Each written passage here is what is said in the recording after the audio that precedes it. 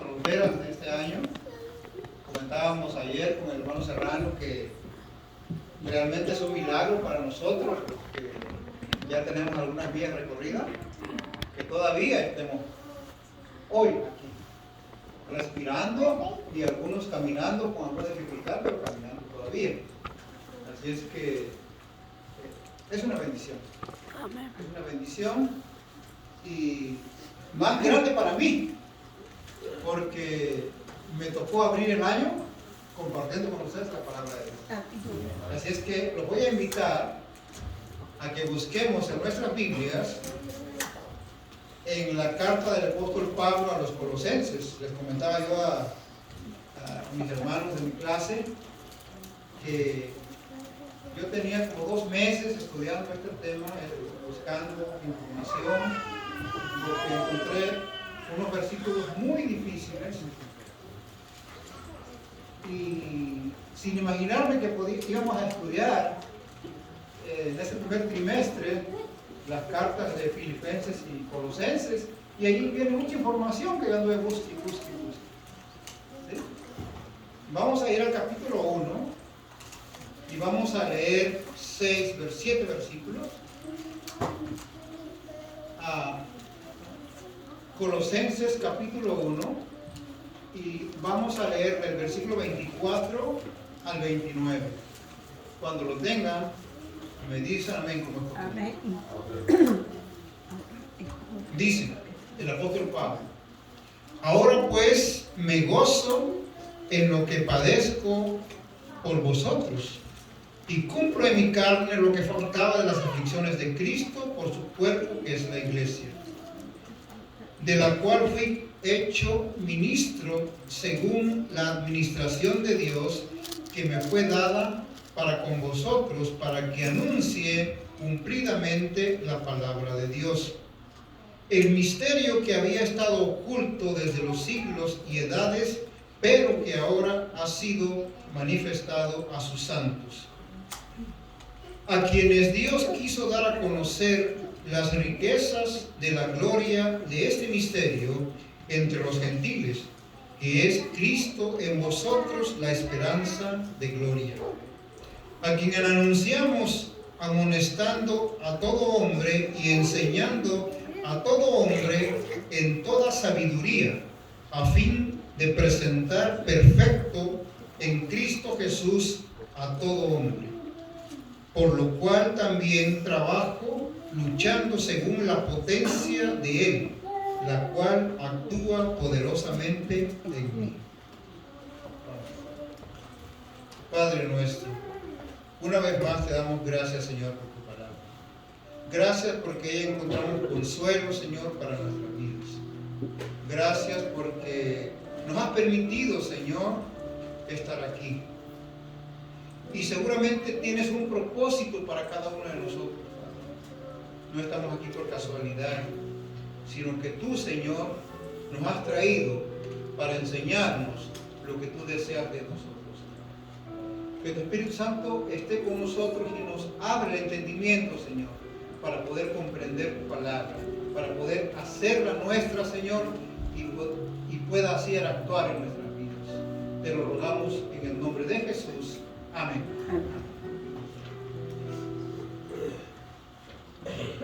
Hay una frase que comúnmente nosotros decimos: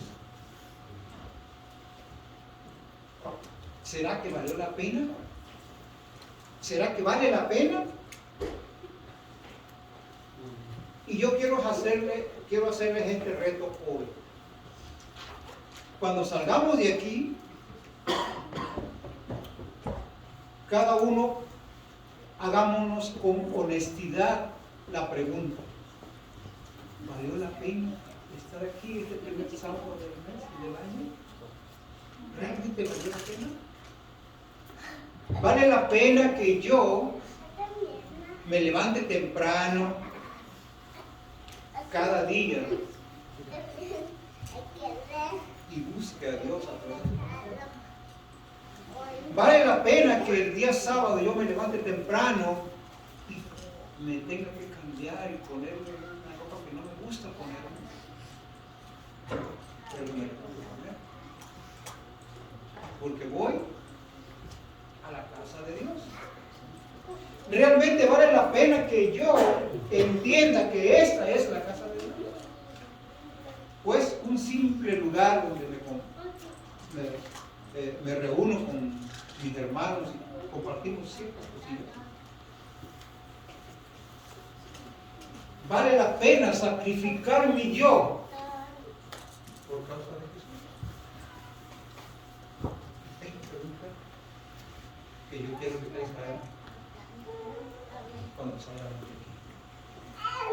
Vamos a desglosar estos versículos que, como les dije, a mí me ha resultado difícil y no sé a ustedes. Pero el versículo 24 dice Pablo: ahora me gozo en lo que padezco por vosotros. En la primera lección vimos que el apóstol Pablo dice: regocíjense en el Señor siempre, regocíjense. Y comentaba yo que no es fácil regocijarnos en todo tiempo, porque hay momentos en que nos invaden las dificultades y se embota tanto nuestra mente que muchas veces nos atrapa la angustia y no vemos la salida.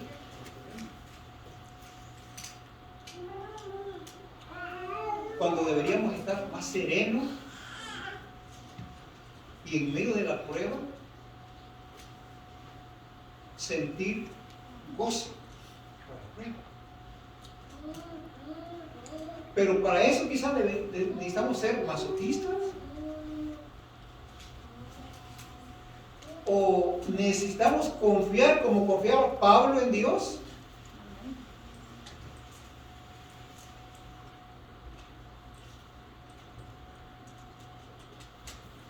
Pablo dice que se gozaba por lo que padecía. Y nosotros entendemos y hemos leído en la lección de esta semana que Pablo, cuando escribe esta carta, está preso. Esta es la primera vez que Pablo es preso en Roma, porque ya estaba preso en otros lugares, pero aquí llega preso a Roma. Y la lección nos daba énfasis. ¿Por qué razón entendemos que estaba allí?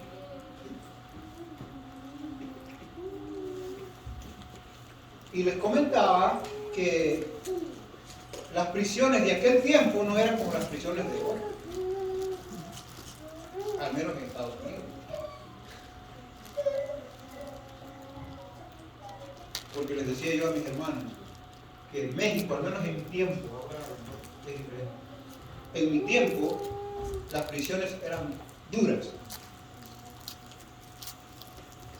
Era unos cuartos así de largo, pero aquí nada más como esto de ancho, y había literas aquí y un pasillo en medio, y eran de metal, de lámina. No había aire acondicionado ni aire caliente. En el DF era frío. Y nos daban una cobija toda rota. Y un colchón de borra, que muchos no entienden qué es borra. Sí, pero son como bolas de hilo así, que es mejor quitarlo y ponerse puro metal. Pero bueno, Pablo estaba aquí, preso. En esta ocasión estaba en una casa, pero igualmente estaba encadenado. Sin embargo, él dice que se gozaba por esa circunstancia. Pero ¿cuál era el gozo de Pablo? ¿Por qué? Porque él cifraba su gozo en el fruto de lo que había logrado a través de la predicación del Evangelio. Muchas personas habían conocido a Jesús a través de las palabras de Pablo. Y eso a él le causaba alegría.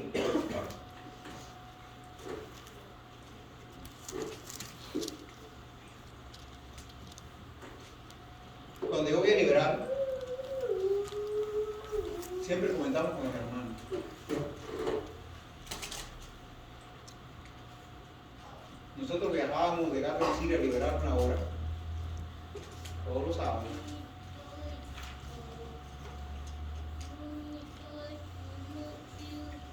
Y a un hermano se le ocurrió que fuéramos a hacer obra en libertad. Íbamos las dos parejas para allá.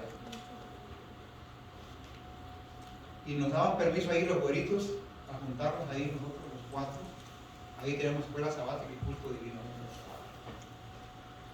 Y después salíamos, casa por casa.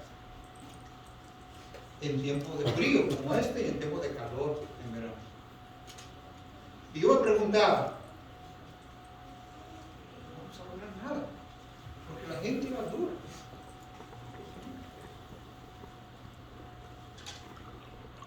No logramos nada.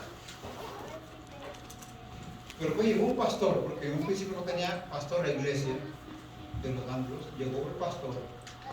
Y el pastor tuvo la visión de mandar correspondencia, de pedir los números o las direcciones y los nombres de las personas hispanas.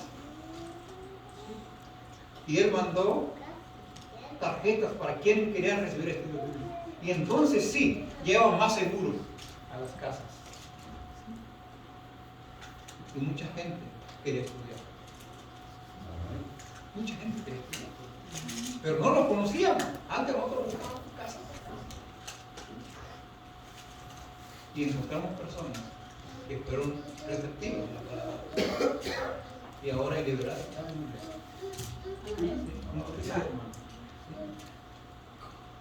Y digo, valió la pena realmente habernos sacrificado. ¿Por qué? Porque algo que a nosotros no nos gusta es precisamente el sacrificio. Pero Pablo nos insta a que nos sacrifiquemos. Quiero llevarlos a Romanos, capítulo 12. Romanos 12, versículo 1. Romanos 12, 1. Hermano Chávez, Romanos 12, 1. ¿Qué dice?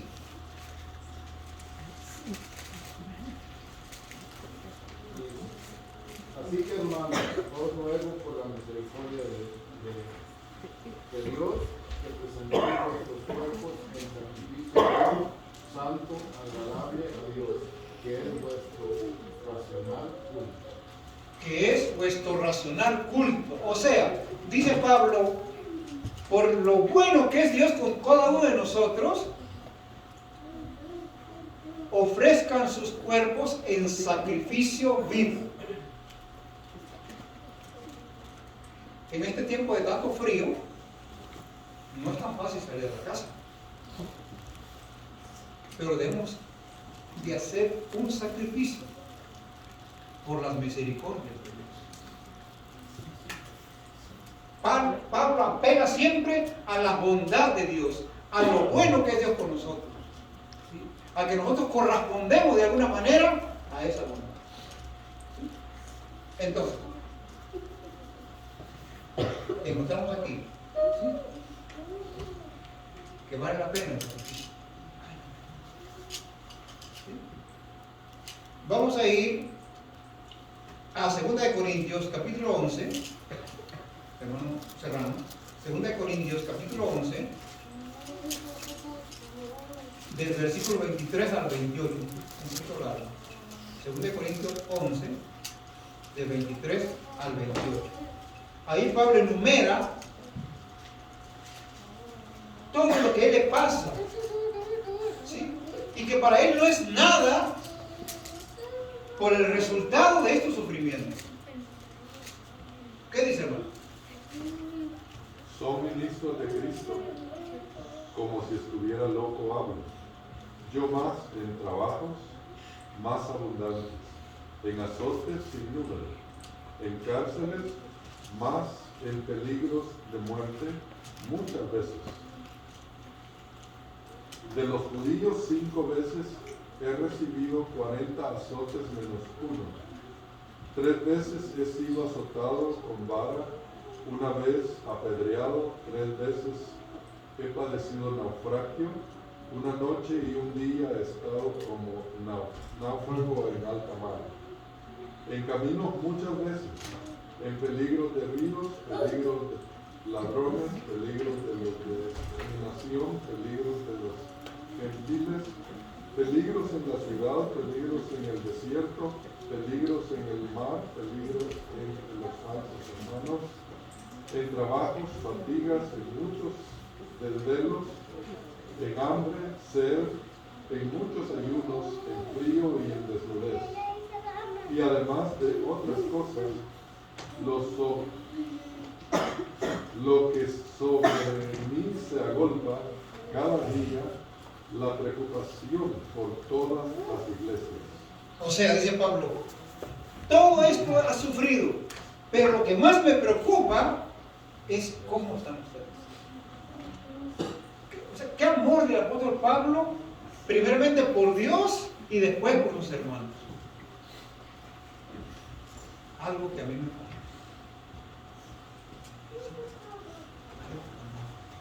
Y yo le pido a Dios que este año yo pueda sentir más amor por mi hermano. Que yo pueda sacrificar algo de mí por mi hermano. Porque con ellos quiero ir una eternidad. Y desde aquí debo de empezar. ¿Sí? Sigue diciendo Pablo.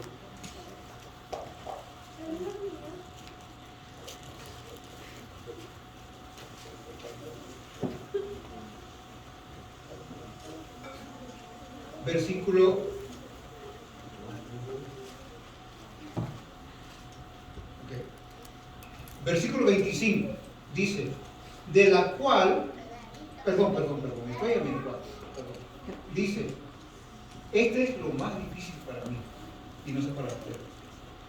Después que dice, ahora me gozo en lo que hago por ustedes y cumplo en mi carne lo que falta de las aflicciones de Cristo por su cuerpo, que es la iglesia.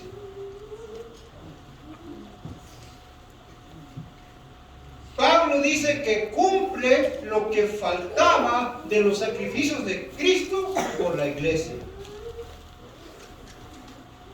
Y me pregunté, ¿será que a Cristo le faltó algo para que usted lograra los salvos? Porque ella sí dice,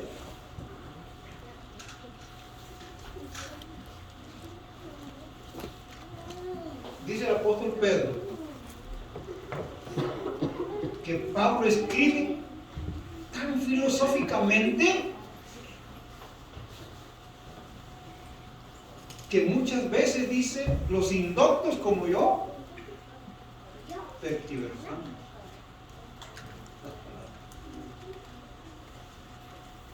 Entonces, cuando yo leí este texto, ¿cómo fue eso? Pero yo quiero que alguien me busque otra traducción. ¿Sí? Hay una traducción que es la... no la tengo. Nueva traducción viviente, algo así. ¿Quién la tiene? Esa traducción. ¿Cuál era el texto? Colosenses 1:24.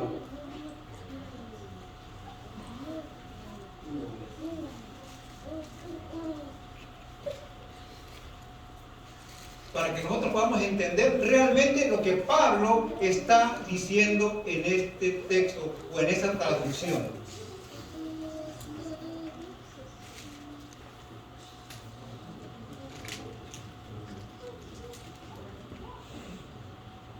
¿Alguien tiene esa traducción? ¿Cuál es la traducción que dijo? Nueva traducción viviente.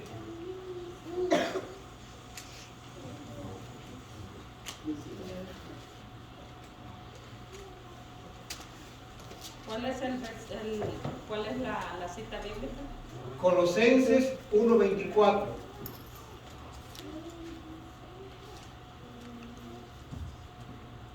¿Sacó su teléfono? Sí, aquí la tengo. Dice, me alegro cuando sufro en carne propia por ustedes, porque así participo de los sufrimientos de Cristo, que continúan a favor de su cuerpo, que es la iglesia. Me alegro, dice, cuando sufro en carne propia por ustedes, porque así participo. Aquí está el punto. Participo de las aflicciones de Cristo. O sea, dice Pablo, Cristo hizo todo, absolutamente todo por nosotros. Entonces, yo en este sufrimiento que tengo, estoy participando de lo que Él ya hizo. Yo hago, ¿sí?, completo en mí, ¿sí?, los sufrimientos de Cristo. En otro lado dice Él, las cosas que padecemos no se comparan con nada con lo que Cristo nos ha prometido a través del sufrimiento. O sea, ahora entiendo, ¿sí? Cuando usted y yo, hermanos, sujetamos a Ricardo orgulloso, a Ricardo vanidoso, a Ricardo prepotente, y eso me causa sufrimiento, porque yo quiero ser yo todo el tiempo.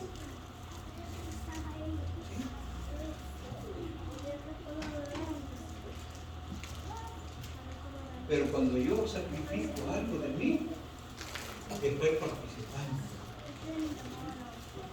Cuando yo vengo, aunque no quiera, a la iglesia, cuando yo estudio, cuando yo le doy a alguien un estudio, estoy participando de la construcción.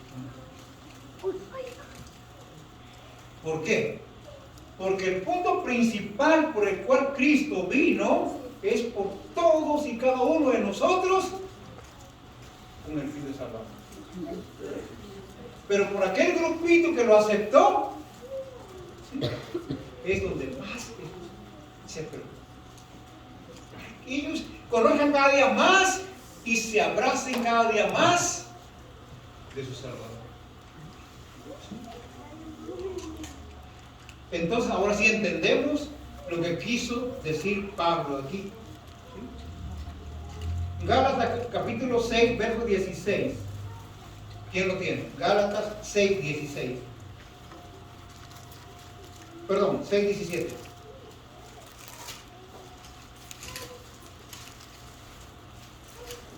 De aquí en adelante nadie me cause molestias, porque yo llevo en mi cuerpo las marcas del Señor Jesús. Dice nada más, a Pablo seguramente lo criticaban, ¿sí?, porque era exagerado o quién sabe por qué. Dice, pero yo traigo las marcas de Cristo, ¿sí? Yo también he sido golpeado, yo también he sido azotado, he sido encarcelado por causa de Cristo. Pero más importante, por causa de usted.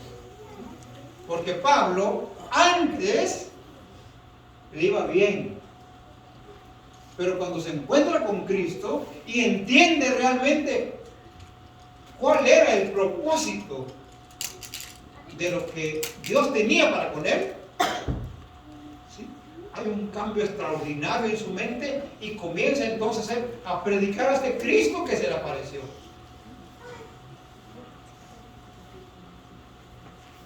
Así como a Pablo, a muchos de nosotros, un día también se nos apareció Jesús a través de su palabra, por medio de alguien que llegó a nuestra casa. Y a partir de ese tiempo comenzó en nosotros un cambio.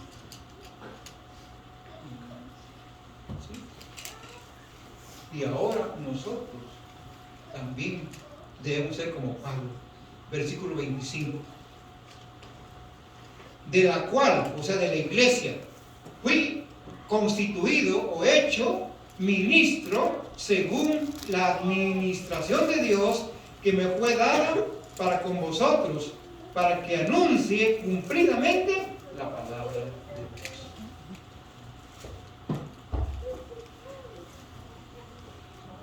Busqué la traducción de ministro en el idioma de Pablo, en griego, y hallé que Pablo escribió diácono. Que muchos pensamos que diáconos nada más son los que recortan. Pero aquí dice que él fue hecho un ministro, un diácono. ¿Y qué significa diácono? Servidor. Servidor. Servidor. Usted y yo fuimos llamados para ser servidores.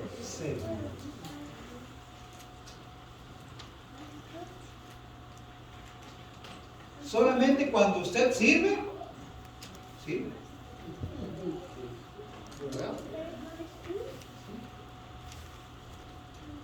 Y nosotros vamos a ir, por favor, a Hechos capítulo 9, versículos 15 y 16.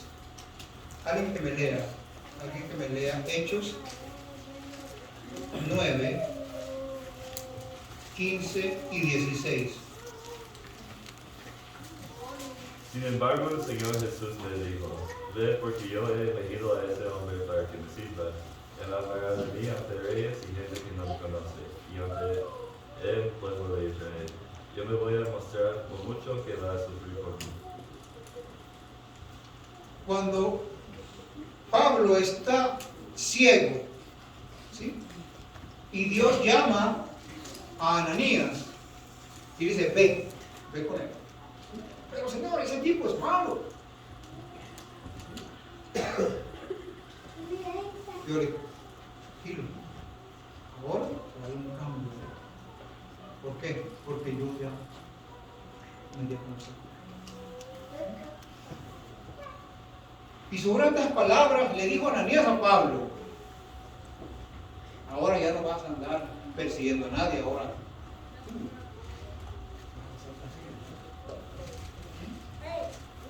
Pero eso no milanó a Pablo. ¿Sí? Pablo aceptó ese ministerio. Y muchos de nosotros, cuando andábamos allá afuera, nuestros amigos de parranda, ¿sí? Cuando vieron que ya no nos juntábamos con el grupo,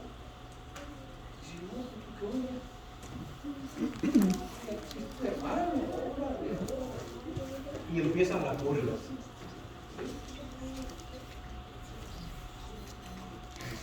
Y aquí es donde nosotros debemos conservar esa firmeza, ¿no?, de lo que hemos creído. Porque muchas veces nosotros no hacemos las cosas correctas porque allá afuera nos van a ver distintos. Y muchas veces nos parecemos afuera. ¿Sí? Y damos un mal testimonio del Dios al que decimos ahora. Nosotros debemos ser siempre sí, como dice Pablo, en todas las cosas que nosotros tenemos que hacer. ¿Sí? Entonces Pablo dice que él ha sido hecho ministro solamente porque Dios así lo dijo. Y usted y yo también, hermano. ¿Sí? Cuando nosotros llegamos a la iglesia y empezamos a aceptar la palabra de Dios como nuestra, somos llamados a ser lo mismo.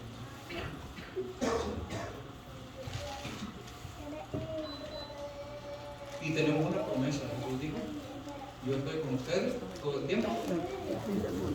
O sea, no estamos solos. ¿Sí? No estamos solos. ¿Sí? Dios está con nosotros siempre. ¿Sí? Versículo 26, segundo punto. El misterio que había estado oculto desde los siglos y edades porque ahora ha sido manifestada a sus santos. Había un misterio. Muchas veces los misterios, ¿no? Aquí había un misterio. ¿Y cuál era el misterio? Dice la palabra de Dios ahí en Génesis que cuando Dios creó al hombre, lo hizo a su imagen y semejanza. O sea, el ser humano se parecía a Dios, tenía las características de Dios. Pero cuando entró el pecado, se cumplió lo que Dios le dijo a Adán: si tú comes de ese árbol,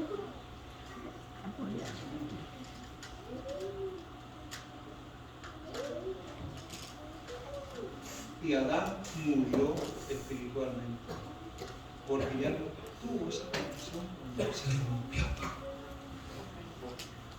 Ahora Adán se escondía y aquella imagen se deterioró.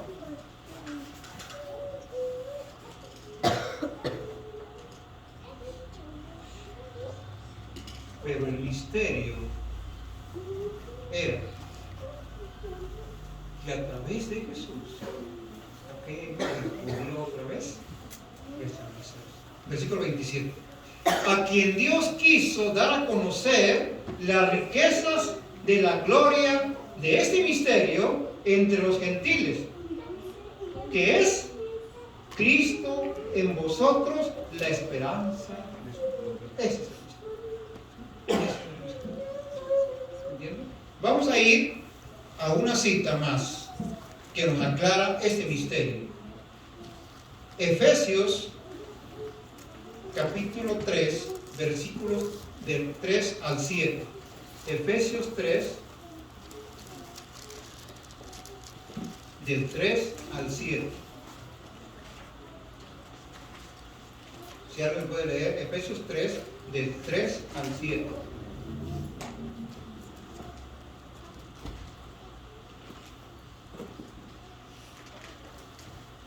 ¿Ahí lo tienen?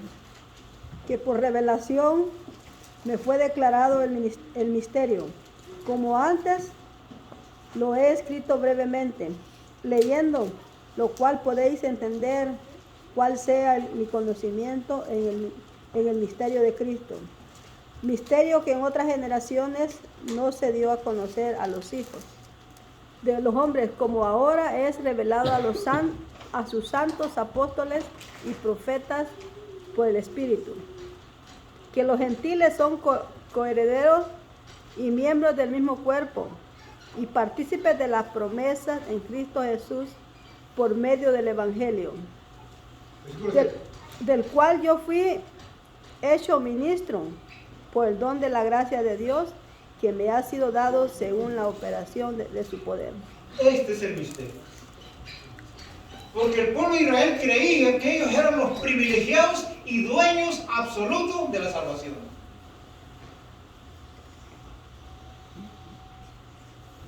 Si no, miren lo que dice Pedro. Hechos 10, 28.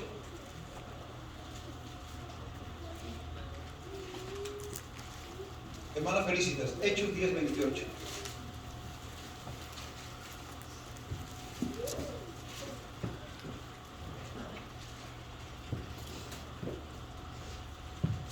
¿Qué dice Pedro con respecto al evangelio que ellos abrazaban? Que la abominación juntarse con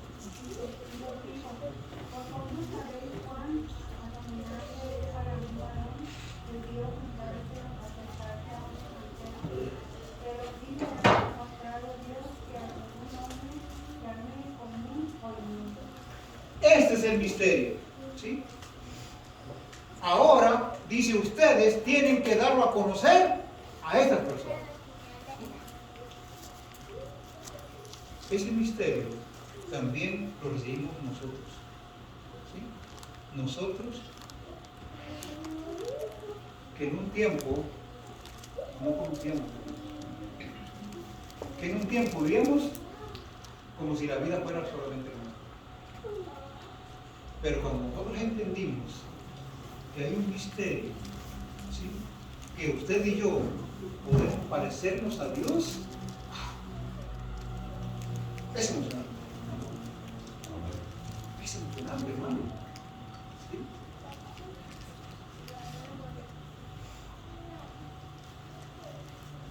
Porque nosotros sin Cristo nos parecemos al enemigo de Cristo. Pero cuando Él entra en nuestras vidas, nosotros podemos parecernos a Él. ¿Sí? Dice que nuestras acciones, nuestras razones y nuestras motivaciones pueden ir tomadas de la mano con lo que Él desea de cada uno de nosotros. Y el último punto, versículo 28 y 29. A quien anunciamos amonestando a todo hombre y enseñando a todo hombre en toda sabiduría, a fin de presentar perfecto en Cristo Jesús a todo hombre.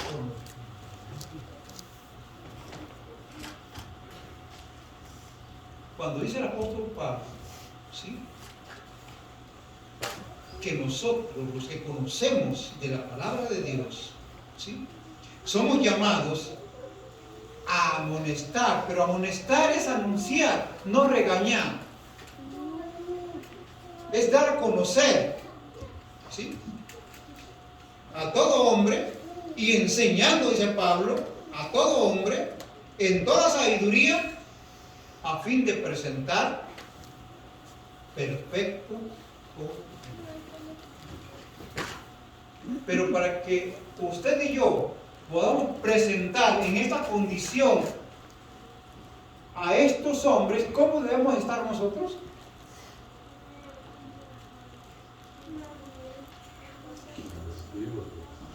Dice que nadie puede dar Lo que no tiene. lo que no tiene. Nadie puede dar. Desgraciadamente. Entonces, yo soy llamado a ser pesado la palabra. Pero ¿qué realmente significa la palabra perfecto en la Biblia?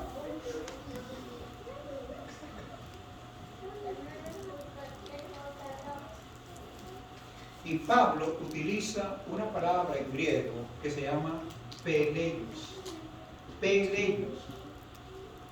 Peleios. ¿Qué quiere decir? Completo. Íntegro.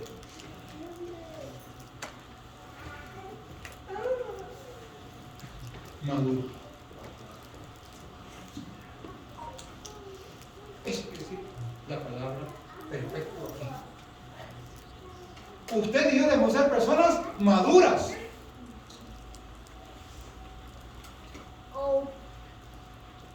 Una persona inmadura se enoja por cualquier cosa. Cualquier cosita le enoja.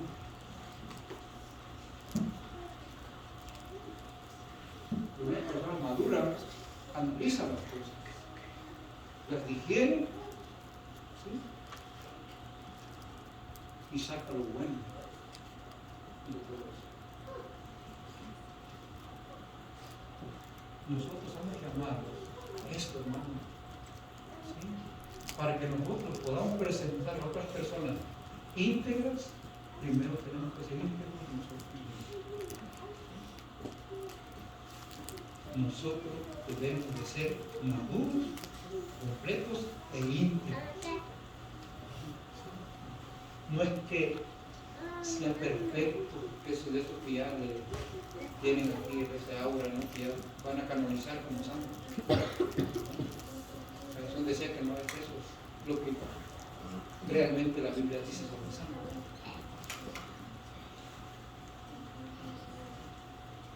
Porque yo siempre ya les he dicho aquí Y lo voy a repetir otra vez.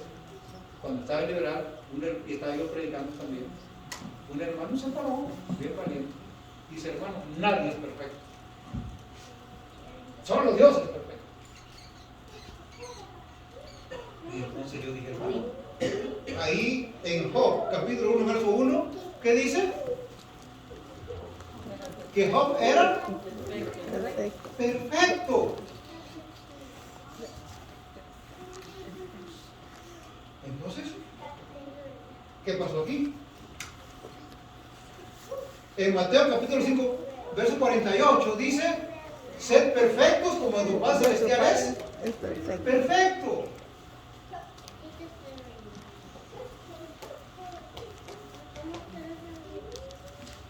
Qué importante es que nosotros podamos entender realmente la palabra. Solamente cuando nosotros la entendemos, podemos ir creciendo y podemos tener esa relación con nuestro Dios y con nuestros hermanos. Cuando nosotros practicamos el pelejo de la Biblia, cuando nosotros llegamos a ser personas íntegras, personas completas, personas enteras. Y solo entonces nosotros podemos realmente estar en paz con Dios. Pero para eso nosotros necesitamos permanecer. Ahí en el capítulo 15 de Juan, Jesús dijo, en capítulo 15, versículo 5, dice: yo soy la vid, ustedes son las ramas. Si permanecen conectados conmigo, ustedes pueden llevar mucho fruto. Ustedes pueden ser perfectos, ustedes pueden ser completos, ustedes pueden ser íntegros, porque separados de mí, Nada puede.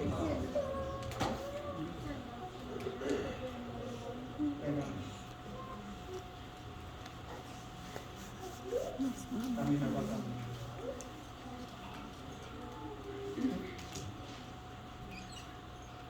Me falta mucho para ser íntegro, para ser perfecto. Pero yo quiero tomarme de la mano de Dios todos los días para que a través de esta reflexión yo pueda llegar un día a esa plenitud que Jesús quiere que lleguemos. Y el versículo 29 dice: por lo cual también trabajo luchando según la potencia de Él, la cual actúa poderosamente. Este es uno de los secretos más importantes, por el cual también me siento, por el cual también trabajo. Pero no trabajo con la potencia que yo tengo. Dice Pablo que trabajo, ¿sí?, luchando según la potencia, ¿sí?, la cual actúa poderosamente. Y busqué la traducción de potencia y encontré que quiere decir dinamos o dinamis, que quiere decir dinamita. ¿Y qué hace la dinamita? Es una explosión.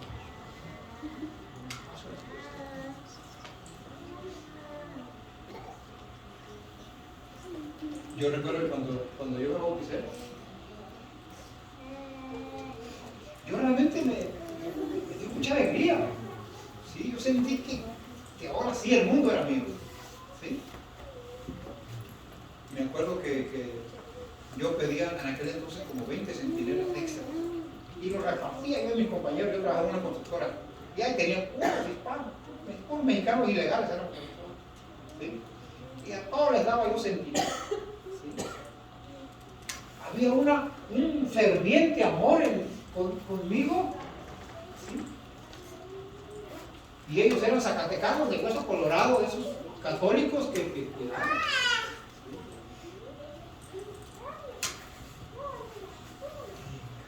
Pero de todos, uno de ellos solamente ¿sí? Me aceptó como estoy viviendo. Uno de ellos. Y ese uno de ellos ahora es diácono, no, es anciano en la iglesia de Cali. Yo lo atalanté y ese vino para acá y el hermano Mejía le dio el tiro de gracia. Él lo encontró y él lo terminó de evangelizar. Y aquí él se bautizó, después se regresó para acá. Y ahora nos ponemos a platicar con él y decimos, si no hubiera sido por ti, dice, fue Cristo.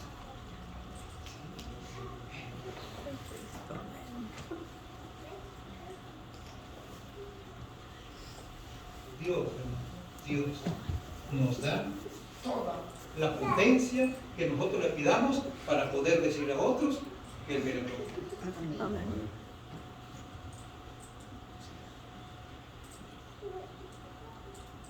Cada que tengamos oportunidad, hablemos de quiénes son nosotros y por qué son nosotros.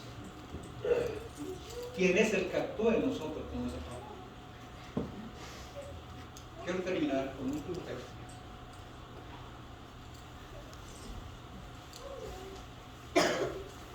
Colosenses 3:4. Colosenses 3:4 dice: cuando Cristo, nuestra vida, se manifieste, entonces también vosotros seréis manifestados con Él en gloria.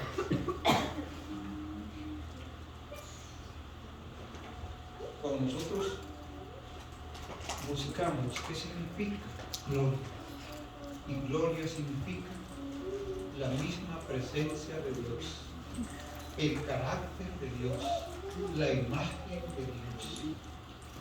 Cuando Cristo, que en nuestra vida, dice Pablo, se manifieste en nosotros, entonces nosotros nos vamos a parecer realmente igual a Él. Pero ahorita estamos en ese proceso. Ahorita estamos en esa lucha. Y mi deseo más profundo es que ustedes y yo, hermanos, podamos llegar ¿sí? a ese nivel que Jesús quiere que lleguemos. Que este año tengamos propósito realmente de lo que queremos ser como cristianos adventistas del séptimo día.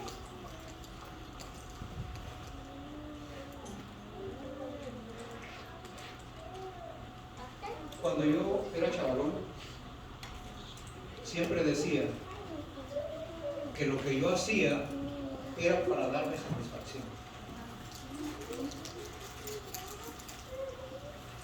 Yo me gustaba explayarme en lo que yo hacía.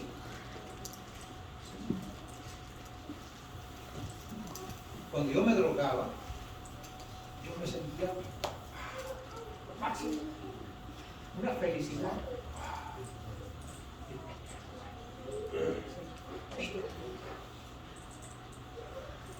Pero cuando me comenzó a tener problemas, dije, no, esto ya no es bueno, porque ya me falta por qué.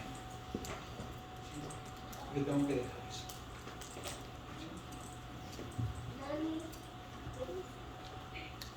Después de la cura, era lo máximo. Me venían por la policía y me dieron un libro.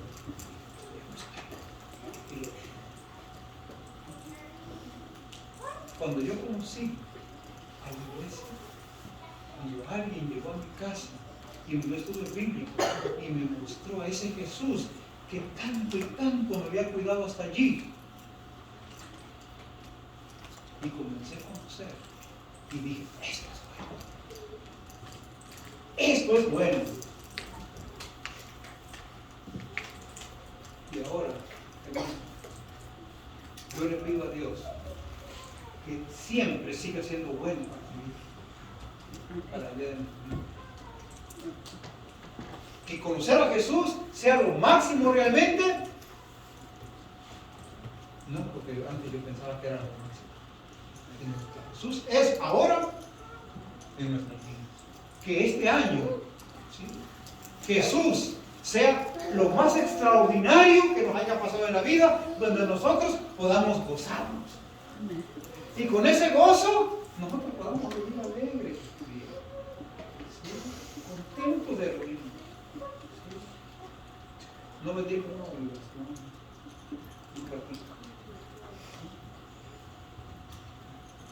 sino que realmente sintamos ese deseo de convivir con mis hermanos, porque eso es bueno. Porque dice el canto, porque allí envía Dios su bendición.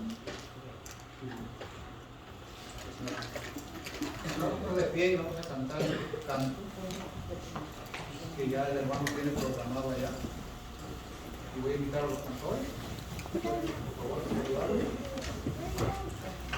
Todavía tenemos un grupo de cantores que cantan la bendición de Dios.